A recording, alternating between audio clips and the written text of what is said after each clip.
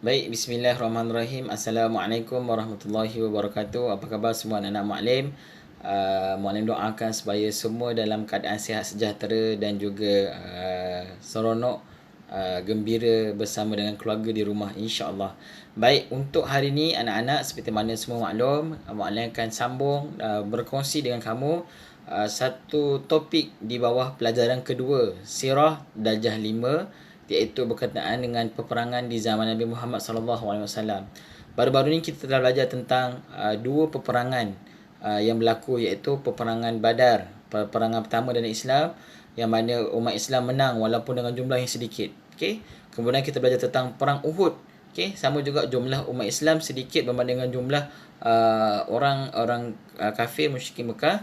Waktu tu kita hampir-hampir menang, tapi disebabkan tidak mengikut arahan Nabi, maka tentera Islam hampir-hampir kalah, yang menyebabkan ramai tentera Islam yang syahid dan juga ramai yang tercedera, termasuk dengan baginda Nabi Muhammad SAW. Jadi kedua-dua peperangan yang berlaku ni memberi kesan besar kepada kita umat Islam, dan banyak kita boleh belajar daripadanya. Jadi kita akan teruskan hari ini di bawah unit yang ketiga, iaitu tentang peperangan Khandaq. Jadi peperangan Khandaq ni macam mana pula? Kalau tengok dalam gambar, siapa ada buku teks Sirah Darjah 5 boleh buka muka surat 20. Ada satu gambar bawah tu kan, atas tu gambar macam peperangan lah. Ada kuda perang, ada baju besi, tombak dan sebagainya. Tapi bawah tu gambar apa tu? Mesti kamu pelik kan.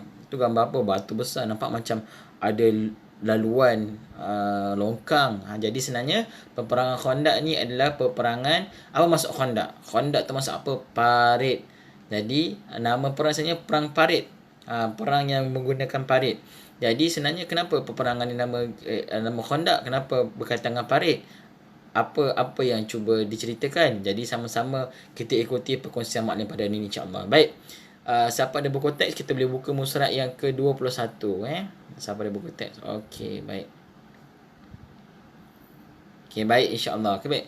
Maknanya akan baca dan sama-sama kita boleh faham, baca dan fahami. Kaum musyrikin Mekah berasa angkuh kerana mendakwa mereka menang dalam peperangan Uhud dan berazam hendak memerangi orang-orang Islam Madinah. Jadi selepas perang Uhud tu, orang-orang musyrikin Mekah ni mereka rasa mereka menang. Sebab apa? Ramai tentera Islam yang syahid dan juga ramai tercedera, termasuk Nabi. Okey. Jadi waktu tu mereka rasa, oh, kita dah menang dah. Kita dah boleh dah lawan tentera Islam ni.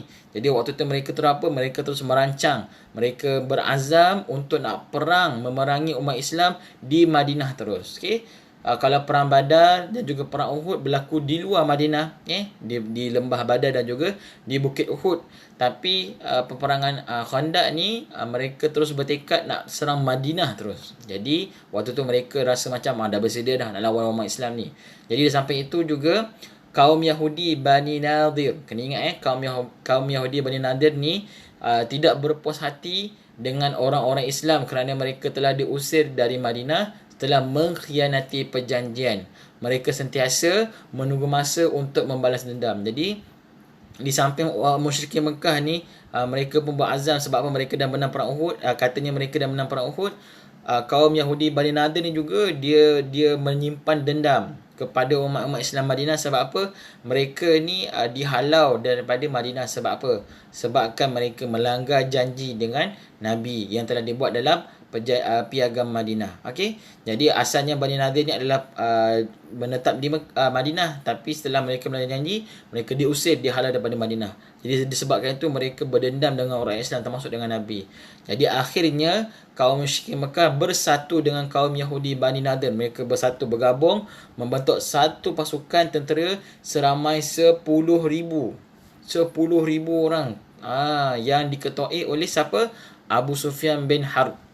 Jadi mereka telah membentuk satu pasukan yang ramai jumlah dia, diketuai oleh Abu Sufyan bin Harb, dan sebab itulah peperangan ini dinamakan peperangan Ahzab. Ingat nama lain perang Khandaq ialah peperangan Ahzab. Sebab apa Ahzab?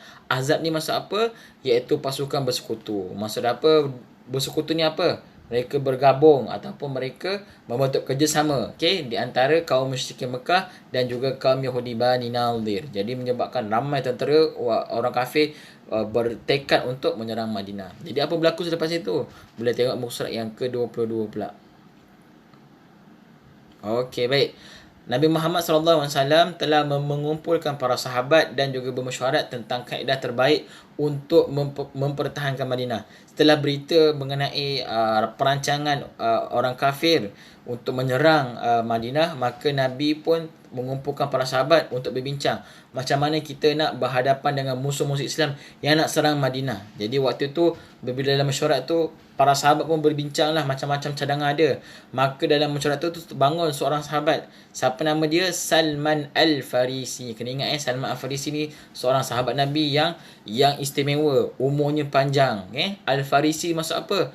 Salman ni nama beliau. Al-Farisi ni datang pada Parsi. Maksud apa? Dia adalah orang Parsi. Orang Parsi ni apa? Nanti kita akan belajar kemudian. Jadi waktu tu Salman Al-Farisi ni mencadangkan apa? Dia mencadangkan supaya digali parit untuk menghalang musuh masuk ke bandar Madinah. Sebab ni kan kita panggil saya perang Khandaq. Kalau kita fikir balik kan, peperangan ni okey ke kita nak gali parit ni? Biasanya orang fikir perang ni nak fikir senjata, nak fikir kekuatan jumlah. Tapi Salman Al-Farisi ni kebijaksanaan dia mencadangkan supaya kita gali parit supaya kita dapat mempertahankan musuh daripada masuk ke bandar Madinah. Jadi waktu tu apabila bincang-bincang, maka Nabi Muhammad SAW bersetuju dengan cadangan itu. Lalu tentera Islam menggali parit di utara bandar Madinah kerana di situlah tempat paling mudah untuk diserang oleh musuh. Jadi waktu tu setelah Nabi bersetuju, maka tentera Islam pun berpakat untuk gali satu parit. Tapi parit ni bukan kita fikir parit yang kecil-kecil dekat kampung kita tu. Tak, parit ni besar. Yang menyebabkan tentera Islam orang kafir terkejut tengok parit tu kan. Jadi bila dah gali-gali tu, mereka bersedia untuk berhadapan dengan musuh Islam. Jadi pada bulan Syawal tahun ke-5 Hijrah bersamaan dengan 627 Masihi berlakulah peperangan Khandaq. Okey, kena ingat tarikh ni tahun ke-5 Hijrah bersamaan dengan 627 Masihi berlakunya peperangan Khandaq.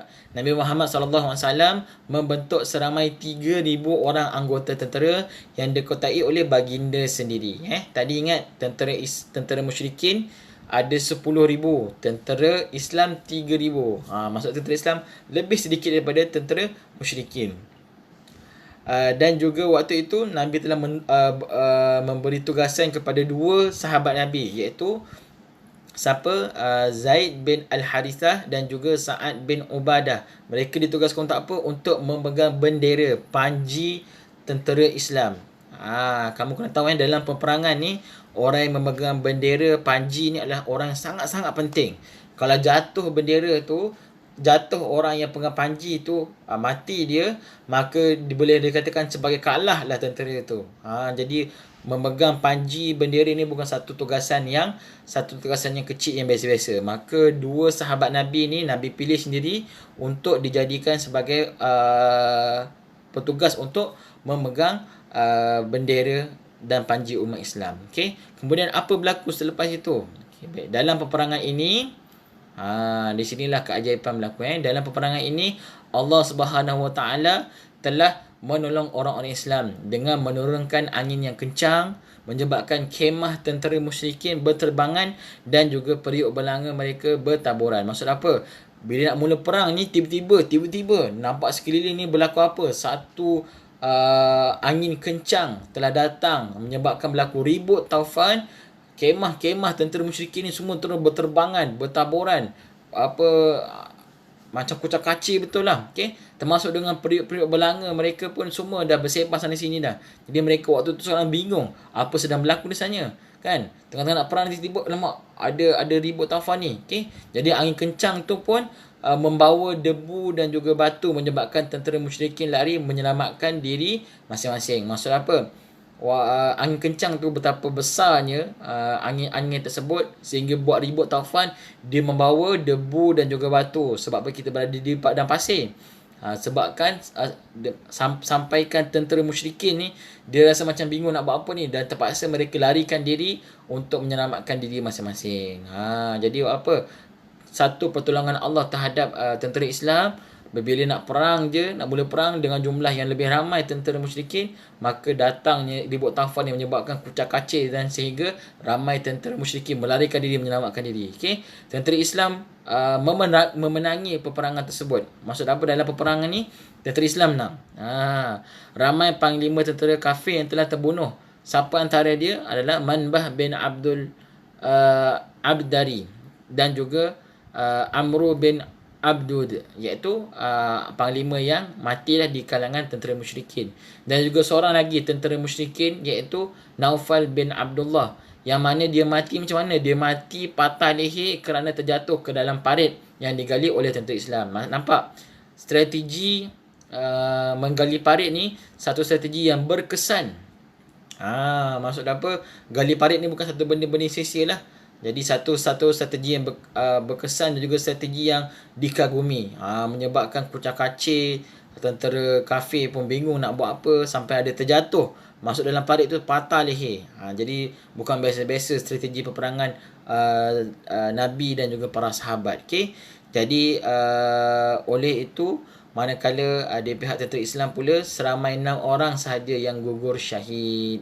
Jadi kita dapat fahami kat sini bahawa peperangan Khandaq ni menunjukkan satu kehebatan lain berbanding dengan peperangan lain, iaitu strategi yang disusun oleh Nabi dan juga para sahabat, iaitu membina parit sebagai pertahanan kepada bandar Madinah. Jadi kita telah belajar tentang 3 peperangan. Setiap peperangan tu berbeza ceritanya, berbeza ciri-cirinya, jumlah tentera, strategi dan sebagainya. Setiap peperangan ni Allah datangkan hikmah kepada orang Islam. Jadi maknanya harap di dalam perkongsian hari ini kamu dah faham bahawa perang Khandaq ni satu peperangan yang besar yang berlaku dalam Islam, yang mana memberi kesan kepada umat Islam, yang menunjukkan bahawa kehebatan umat Islam dalam mempertahankan negara dan juga dalam peperangan, insya-Allah. Jadi kita berjumpa lagi dalam masa akan datang, insya-Allah. Kita sama-sama mempelajari sirah ni supaya kita dapat faham tentang perjuangan para nabi dan sahabat, insya-Allah. Baik, kita ketemu lagi di masa akan datang. Assalamualaikum.